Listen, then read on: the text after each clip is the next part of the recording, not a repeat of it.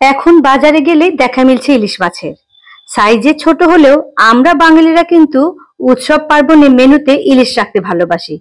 ইলিশ মাছ ভাজা, ইলিশ দিয়ে কচু শাক, ইলিশের ঝোল, ইলিশ পাতুরি, ইলিশ ভাপা, কত পদের নাম বলবো। আজ রান্না করছি সর্ষে ইলিশ। জানি জানি আপনারা সবাই জানেন, তবে আমি যেভাবে রান্না করি আজ সেটাই শেয়ার করছি। এখানে 4 পিস ইলিশ মাছে আমি নুন হলুদ মাখিয়ে রেখে দিয়েছি 10 মিনিটের জন্য। আর মাছের ভেতরে এটাকে আপনারা কি বলেন জানি না, এটাও নিয়ে নিলাম। এটা কিন্তু ভীষণ ভালো লাগে খেতে। আপনারা কি নামে ডাকেন এটাকে কমেন্ট বক্সে লিখে জানাবেন। প্রথমে একটা পেস্ট করে নিচ্ছি। এই জন্য আমি একটা মিক্সিং বলে নিয়ে নিলাম 2 চা চামচ সাদা সর্ষে, 2 চা চামচ পোস্ত। আপনারা সাদা সর্ষে কালো সর্ষে মিশিয়েও করতে পারেন। দিচ্ছি ঝাল অনুযায়ী 3-4টে কাঁচা লঙ্কা। লঙ্কাগুলো আমি এভাবে ভেঙে দিচ্ছি, তাতে পেস্ট করতে সুবিধা হবে। আর দিচ্ছি অল্প একটু নুন। এবারে অল্প জল দিয়ে একদম মিহি করে এটাকে পেস্ট করে নেব। পেস্ট করা হয়ে গেছে। এখন আমি এর মধ্যে দিচ্ছি উঁচু উঁচু 2 চা চামচ টক দই।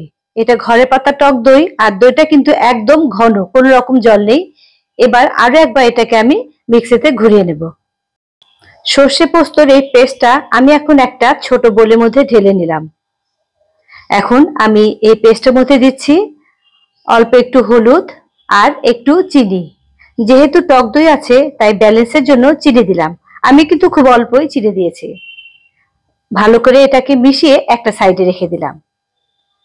গ্যাসে একটা কড়াই বসিয়ে দিয়ে দিলাম কিছুটা সর্ষের তেল। ইলিশ মাছ মানে সর্ষের তেল।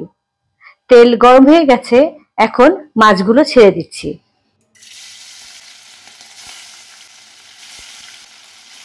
আমি মাছগুলো কিন্তু ভাজবো না, হাই ফ্লেমে রেখে মাছগুলো একটু সাঁতলে নেব। এই 30-40 সেকেন্ড একটু এপিট ওপিট করে নেব মাছগুলো।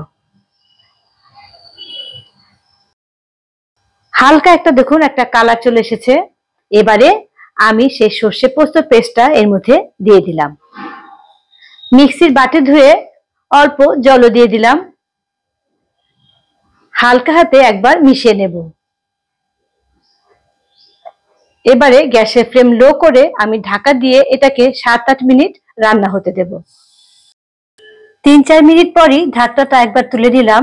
এবারে খুব সাবধানে মাছগুলোকে আমি একটু উল্টে দিচ্ছি। ইলিশ মাছ যেহেতু খুব নরম, তাই সাবধানে এই কাজটা কিন্তু করতে হবে যাতে না ভেঙে যায়।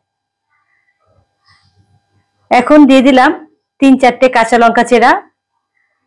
গ্যাসের ফ্লেম লো করে আরো 2-3 মিনিটের জন্য এটাকে আমি এখন ঢেকে রাখবো। 3 মিনিট হয়ে গেছে, ঢাকনাটা তুলে নিলাম।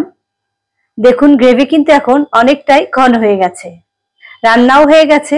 নুনটা আরেকবার চেক করে নেবেন। এবারে আমি গ্যাসের ফ্লেম অফ করে দিলাম। আর সবশেষে দিয়ে দিচ্ছি বেশ কিছুটা কাঁচা সর্ষের তেল ওপর দিয়ে ছড়িয়ে।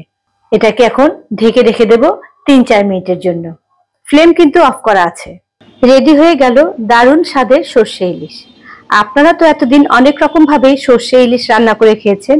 একবার ঠিক এই পদ্ধতিতে রান্না করে খেয়ে দেখুন, আশা করছি আপনাদের ভালো লাগবে।